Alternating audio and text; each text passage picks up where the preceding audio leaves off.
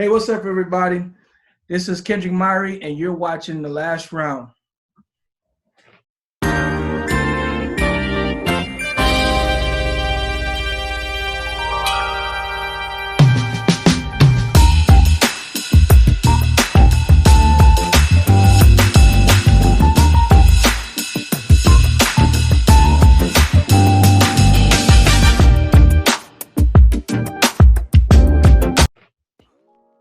What's going on, everybody? I hope everybody's doing good. I am Kendrick MIREE, and I have my special guest here, Andre, the Asian sensation Soukhamthath. What's going on, Andre? What's up, my brother? What's up, man? Yeah. First of all, I miss you. I miss the family. Just came in. Same here. Great to catch up, brother. As you know, we got this crisis going on, and if I could do this interview with you right now, we'll just be, face to face. But we gotta do our little quarantining and whatnot. So Andre, I'm gonna get straight to the point. Let the people know who is Andre. Like who's Andre Soukhamthath, the Asian sensation. Who is Andre Soukhamthath?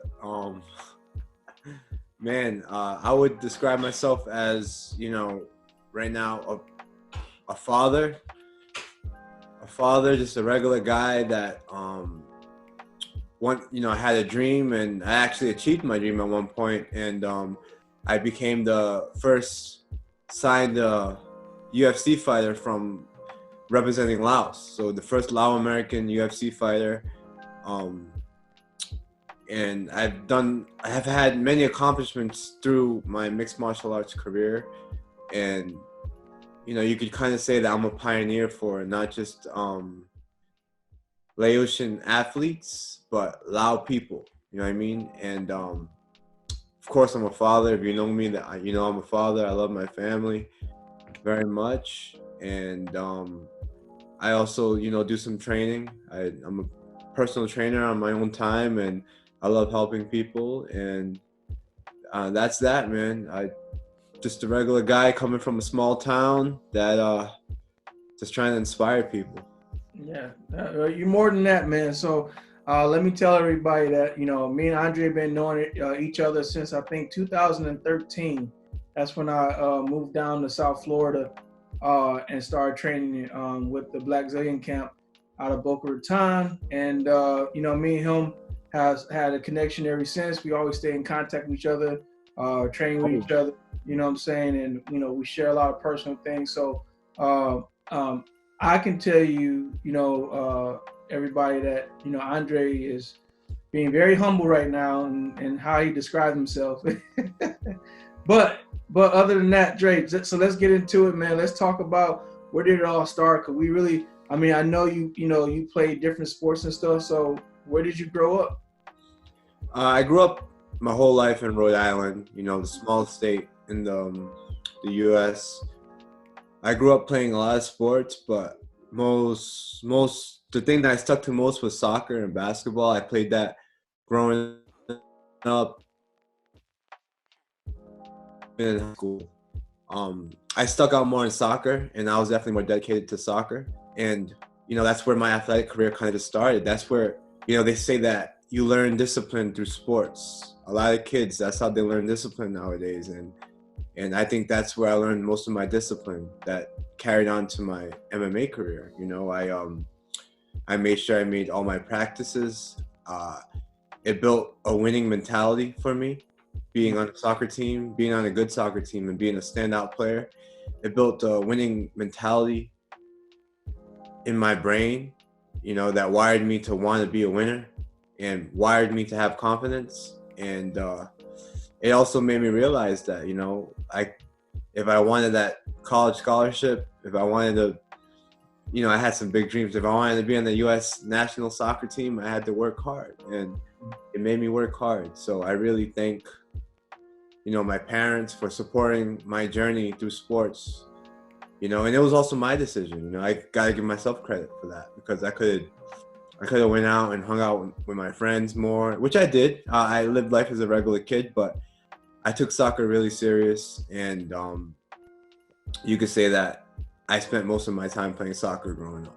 What what influenced you to go out and play soccer? Like, was it your father? Was it somebody that you looked up to on television, another athlete? What made you get into soccer, or what made you get into sports? I got into basketball and soccer. I got into basketball first, believe it or not. There was a basketball. My older cousin, I lived in an apartment, and my older cousin lived upstairs. She was a girl, and I grew up with her. And she was on the basketball team for her middle school and even high school. So I found myself, I was what, 5, 6 years old. I can't go to the park by myself. I couldn't walk around. My parents didn't let me do that at a young age. So I was just go in the backyard and shoot hoops. Mm-hmm. When it was nice out, I did that for hours every day. And,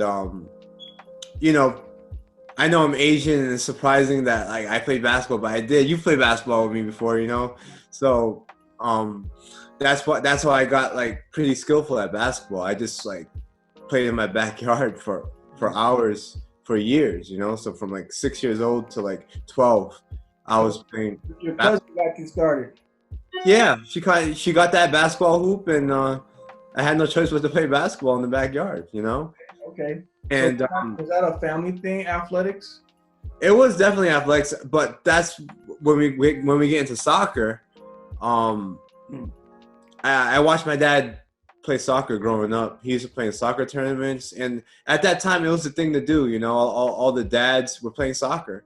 I was about 7, 8 years old, and every weekend I would go to my dad and watch him play in soccer tournaments. And of course, that made me practice a little bit. I played some soccer with my dad, and I eventually joined the team, and the rest is history.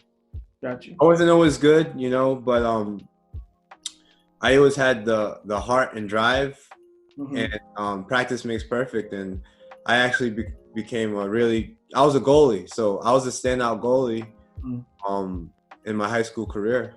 Nice. All right, man. So, okay, let's fast forward now. So we play, soccer and hockey and basketball. No, I'm sorry. I said hockey. Basketball. So we play soccer and basketball. How did you end up in the gym, man? Hitting pads and fighting.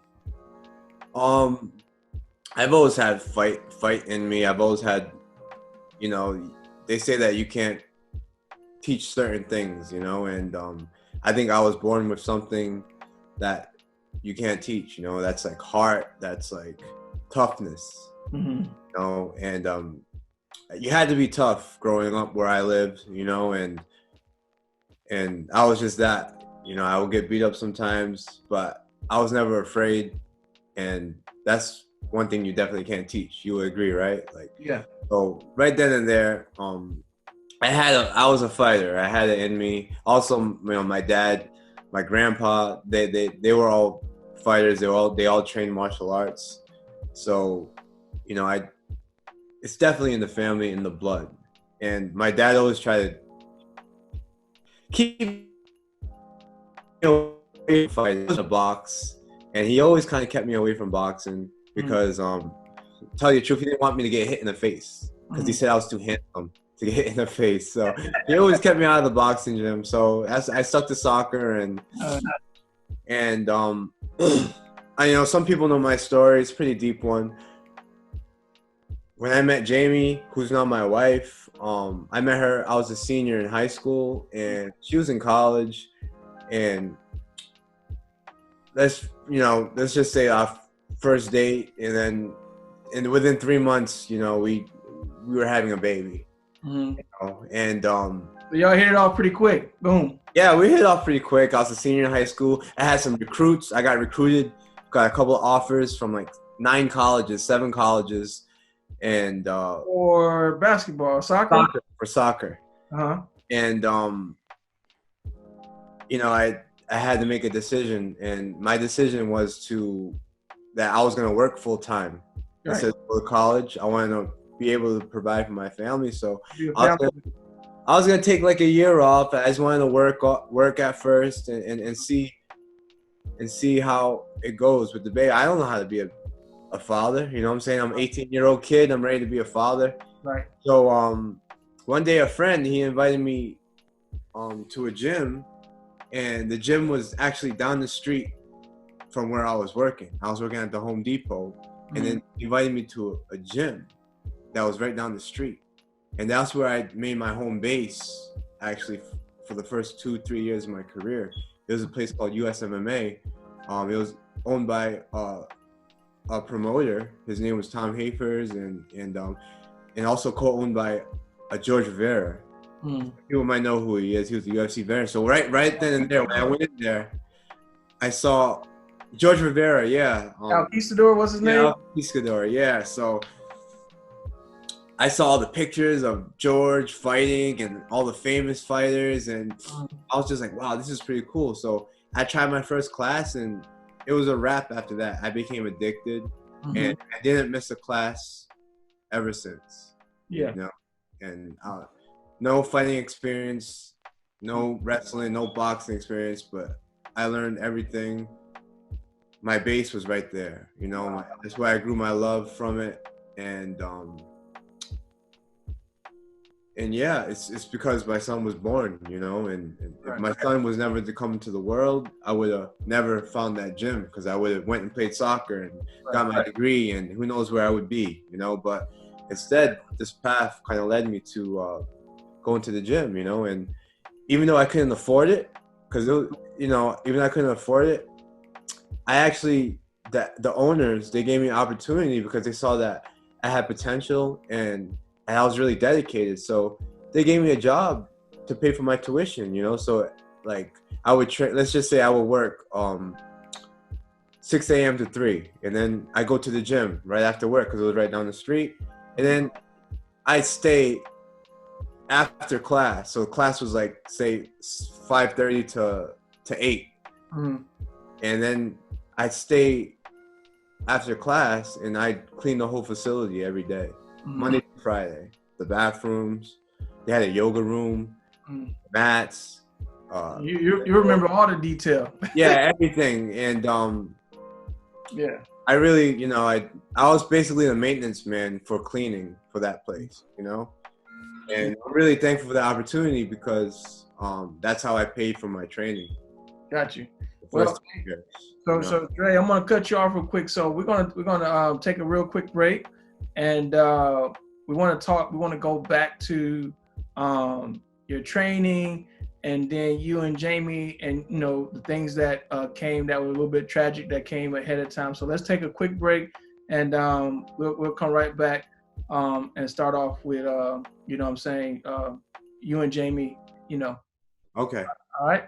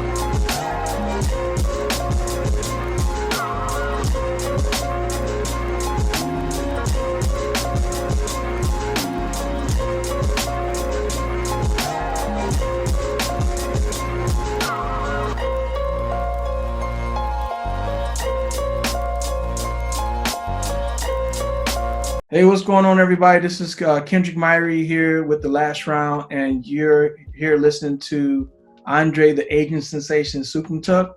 And let's start back off, Andre, where we left off at, man. We were just talking about how you were dedicated to, you know, being in the gym, training, paying your dues. You was cleaning the gym up and everything. And then, you know, you and Jamie, you know, you guys had, you know, your first kid. Yeah. And so tell us, you know, most people that know who you are know something tragic happened. Could you tell us the story with your first kid? Yeah, my son, he was born with a skin disease. So it's called epidermolysis bullosa, and you know, he was born with skin disease. When he was born, he was perfectly fine. We didn't even know that he had something wrong with him until about, I don't know, a month after he was born, and then, you know, they come in with all these different things, and then we start seeing different stuff, like his skin starting to tear apart, different blisters on his skin. Wow. That's what the disease does, you know, like any kind of friction, your skin will blister up. We have to pop the blisters, and what happens is it turns into an open wound, you know. So like we were like, what is this? You know, we saw so many doctors, and even the doctors didn't know what it was, you know, because 1 out of every 50,000 babies get it a year. Yeah. So this was still pretty new. This is about, you know, 10, 11, no, 11 ago. So that was a, you know, if you go back 12 years, we've gotten pretty far.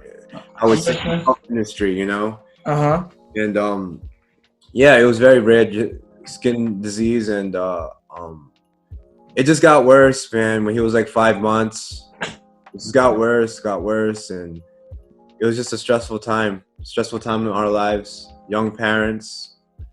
Took me about 2 hours to 3 hours just to take a bath for him, you know, without hurting him. Yeah. And so think of things like that, you know. How old were you guys again? I was 18, 19, and Jamie was about 22, 23. Wow, that's a lot. Yeah, so you know, we're young parents. She probably had about 3 hours away from him. So like she was always with him, you know. I was always training, I was always working, also doing my thing, you know, and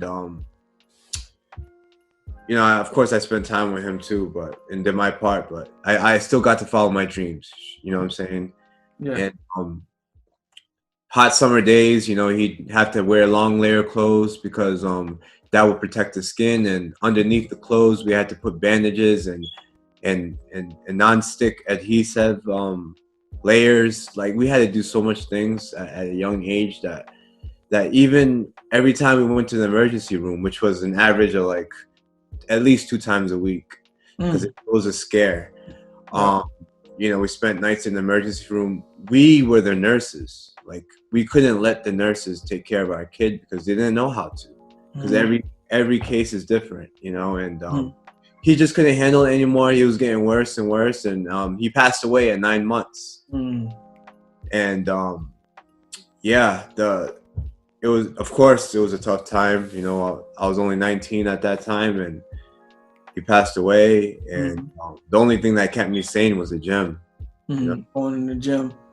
And that's what just made me. That's what drove me to be where I'm at today. You know. I think that sorry to interrupt you, but you know, knowing you guys, I think that helped both of you. You know, this whole your fight career was an inspiration to a lot of people in your community and to the people that know you, but also to your wife, because your wife is kind of she cornered you a lot of fights too. She managed you, she cornered you, so you guys had something to focus your energy on and take that negative energy and put it towards something else. Yes. It was, for me, it was a little, no, I wouldn't say easier, but I found something, you know. And even though Jamie was behind me all the way, supporting, you know, it took her a couple of years to find something. And I think it took her moving away to Florida when she started to really bloom, and really start, you know, kind of not starting a new life, but just begin a new beginning, you know. Right, fresh start. And then Benson. Now we got 2 healthy boys, you know. We got Benson and Parker. Yeah. Years old and 7. So so y'all learned so much. I'm sure that, like, you know, after going through that and then having the 2 boys and stuff, like y'all, like, to me, I think y'all are super parents. I know y'all personally, but so do you feel like you overparent, or do you feel like you're ready for anything now since you've been through that experience? Oh, we're ready, definitely ready for anything. But of course, that's a totally different child, you know, and totally different scenario. I'm still worried when my sons have a cold, when they have when they're sick, when they get hurt. Of course, I'm still worried. But, you know, I don't just. I'm the kind of dad that, you know, I got 2 boys, so if it's something not to cry about, then I kind of let them figure it out themselves. You know, I'm just like, but I'm more here for them mentally. You know, I want to make sure that they know that daddy will always be here their whole life, that they can always talk to me. You know, and that's the kind of father I'm kind of working on myself on being. You know, like, you can always talk to me about anything. You don't ever have to lie to me. You don't have to hide anything from me. I'll always be here for you. You know, and got you. And something like, you know, you fall, you scrape yourself. Hey man, get up. You'll be fine. You know, but. So Andre, you know, now when y'all moved to Florida, and when did you start getting your fights? When you was in Rhode Island? Yeah. Fight for CES or was it somebody else? CES. Okay.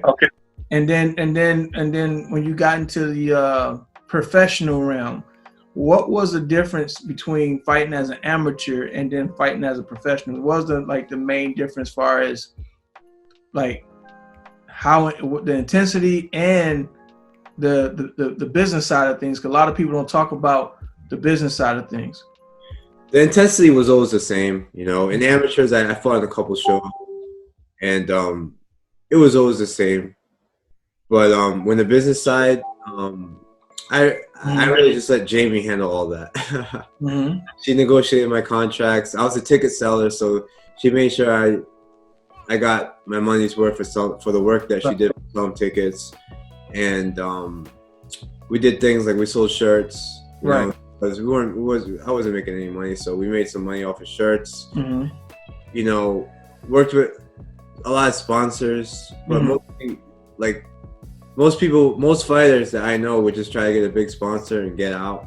Yes. Just a big payday. And, you know, I was more like, yo, I want to work with sponsors that I can build a relationship with, so that next time I have a fight, there'll be no question if they will sponsor me or not. Right. You know, and that's kind of how we always carried ourselves from, you know, having 1 fight to now I have 22 fights. Right. In that mindset. And some people think it's foolish, you know, because they say you got to make as much money as you can in this career. You know what I'm saying? While you're in it.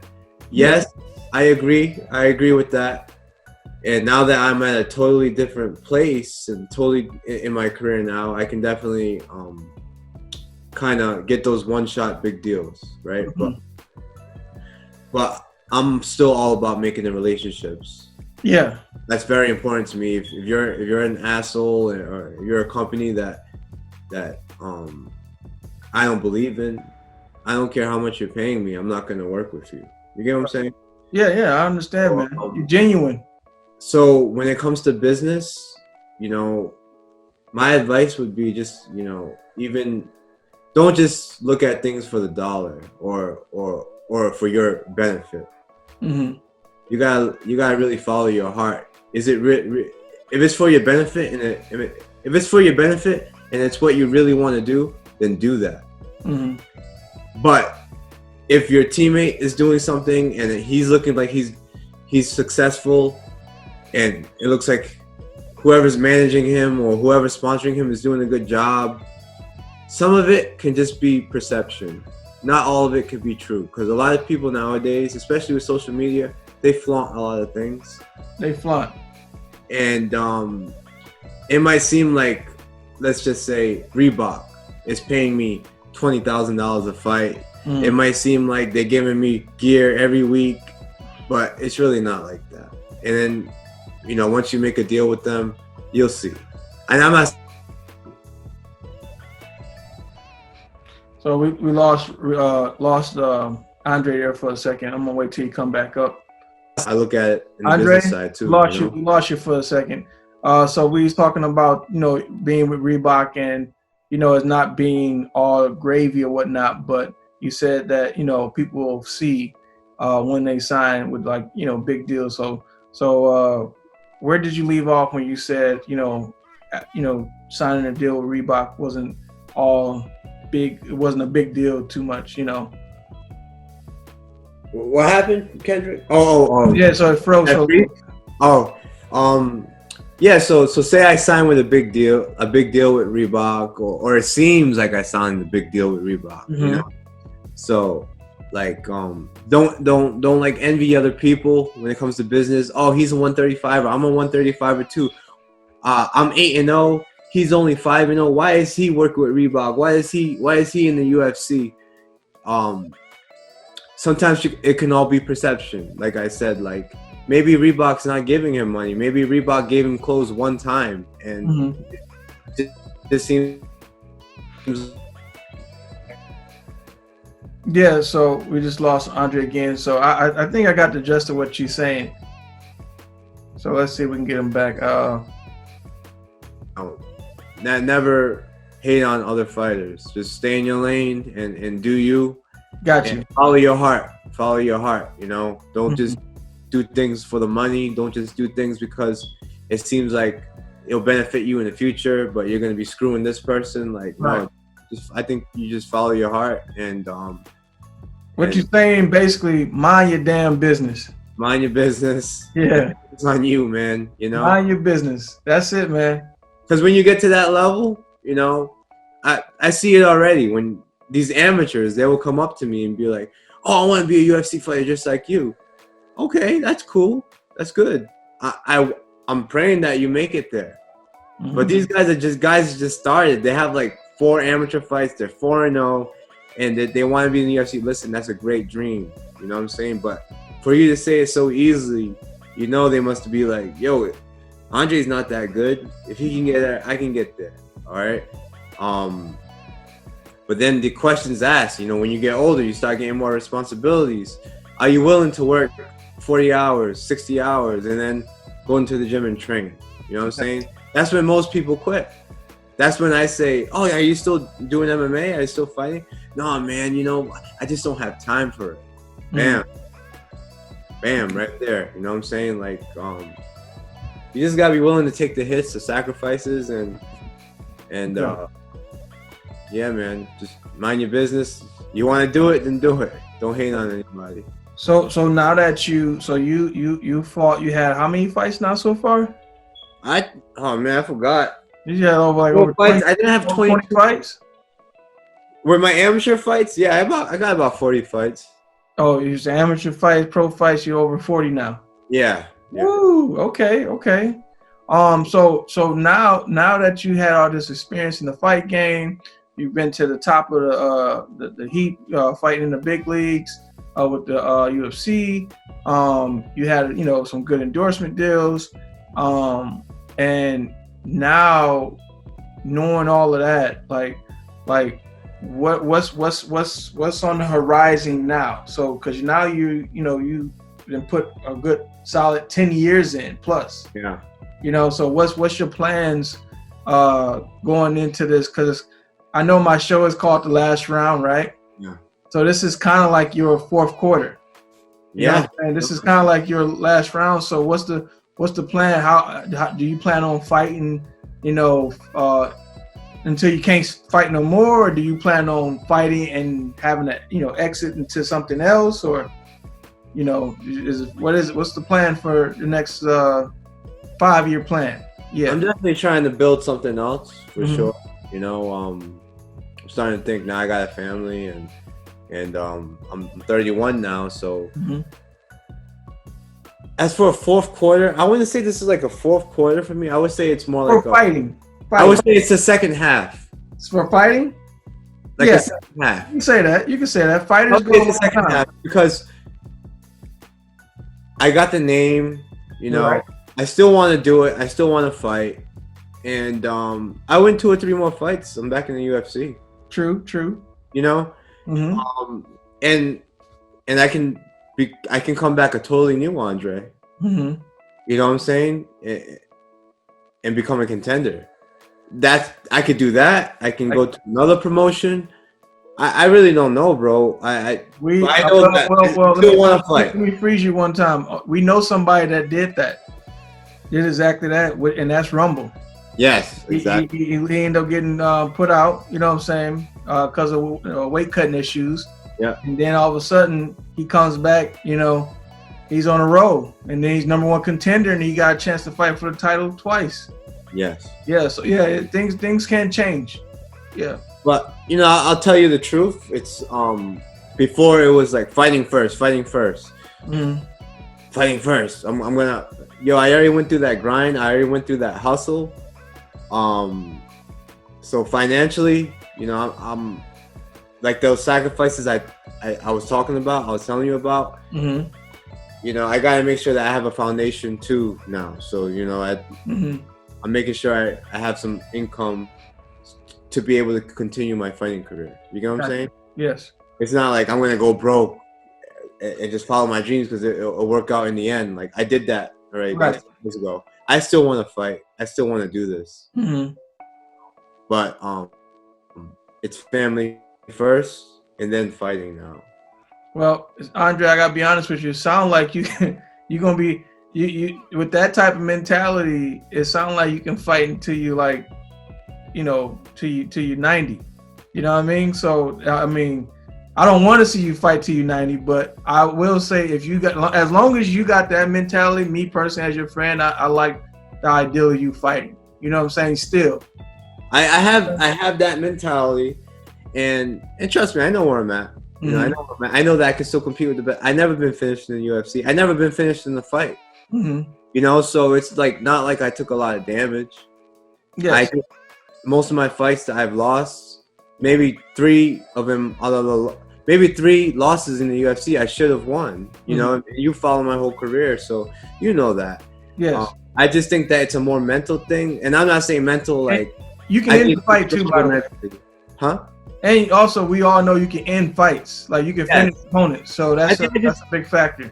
I think I just need to let it go more and hanging loose and less stress. You know, less stress and just enjoy fighting again.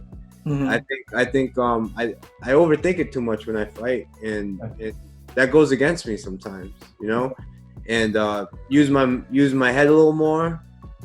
I can say a lot of things, you know, but I'm definitely excited because I know that this still will be opportunities out there for me. You know, it's not like I'm a bum and I got knocked out 3 times in a row or whatever, and I'm done. Yeah, close fight. I like that for me. You know, I have close fights. I just gotta build my stock again and go from there. You know, I respect that, Andre. I respect that because right now I'm thinking of it as a business point. You know, like whoever's gonna offer me a good contract and it makes sense for me, I'm gonna go there, and I'll probably end my career there. But I know that I could still make. I know that I could still compete at the highest level, whether it's Bellator, ONE FC, UFC, PFL, whatever, even Muay Thai, kickboxing, Glory. I know I can compete at that level. So once I feel like I can't compete at that level anymore, that's the day I'll stop, and I'll be fine with stopping. But I feel like I have so much to prove that I couldn't get to prove. You still got more. You got more. Like my striking, I didn't display like 30% of it, even 30% of it in the UFC. So it's like I still want to go out there and get that respect that I think that I should get from the viewers, from the fans, from the audiences, because I know I'm that good, and I know that I can do better in my fighting career. You know? Got you. All right. Well, I like you know, that sounds good. And so let's reflect on everything you just said tonight. So what would you tell 25-year-old Andre? Let's go back. So you're 31. So what would you tell 25-year-old Andre how to handle his business? And I'm not just talking about finances and sponsorship. I'm talking about everything, preparation and finances and having the plan together. What would you tell your younger self? I would tell myself, definitely use your resources more. Mm-hmm. I was so blessed to be in the Black Zillions. Just like you know, I was with you, bro. That's how we met. We became good friends. But we were around a lot of successful people. Yeah. Very successful. And I just wish I would have used my resources more. Mm-hmm. Ask more advice. Hey, not take things so personal. Mm-hmm. Coaches, with teammates, with promoters, with sponsors. I wish that I would have just did that. But other than that, I think that, you know, I put the hard work in and I got to where I am for a reason. Yeah. And, you know, I can't go back and change anything, but the older me, Mm-hmm. what I would tell the 25-year-old Andre, like, hey man, use your resources. Be outgoing. Your body. If you need to pull out of a fight, pull out of the fight. Yeah. Fights are going to be there. Mm-hmm. Don't pick dumb fights. You know, I fought once with a torn MCL, you know, and somebody told me not to take that fight. And I should have listened, you know, and just things like that. Mm-hmm. Got you. So that's all. I would use my resources more. That's what's up, brother. Andre, man, we're gonna go ahead and wrap our call up, man. Thank you for spending some time with us tonight on the last round. Andre, what's a good way for people to reach you? Thanks. Like sponsors, fans. Thanks, bro. Mm-hmm. Yeah, man. I just follow me on social media. With you know, I'm still gonna be fighting. I post a lot of training videos. I post things about my family and you want to follow my career. It's at Andre Souk MMA. Andre Souk MMA. I'm gonna make sure I put that in there in the descriptions down below. Also, guys, if y'all want to hear more about different fighters and the business of fighting or the business of sports and business, because that's what this channel is about, promoting athletes that are good, jumping into entrepreneurship, and even their sport itself is a business. So a lot of people don't understand that these athletes are also businessmen, and some of them not. And you'll see the results of it, because when it's all over and done with, it's like, so what do you got to show for it? So these guys like Andre are, you know, not only, you know, are fit, are being put to the test physically, but they also are trying to make sure that they are successful in their endeavors overall with family and their financial health. So if y'all want to listen to more stories like this, please follow me at RUKFit on Instagram, and look me up on YouTube under my channel, KENDRICK MIREE. And please like, subscribe. If you got any questions for Andres, please type them up in the comment section or hit them up on the gram. Andre, you have a YouTube channel? I do. Yeah. I'm slowly building it. I have a couple videos out. I have a couple like fight like preparation videos, and I do a lot of things like daddy blogs too. So you want to check that out? Just type down my name, Andre Soukhamthath. I'll come. Okay, great, man. All right, so guys, we're gonna wrap it up. Don't forget, hit that subscribe button, hit that notification button down below, comment, and let us know what you think. Y'all have a good night. Andre, thank you. Thank you, brother. All right, peace.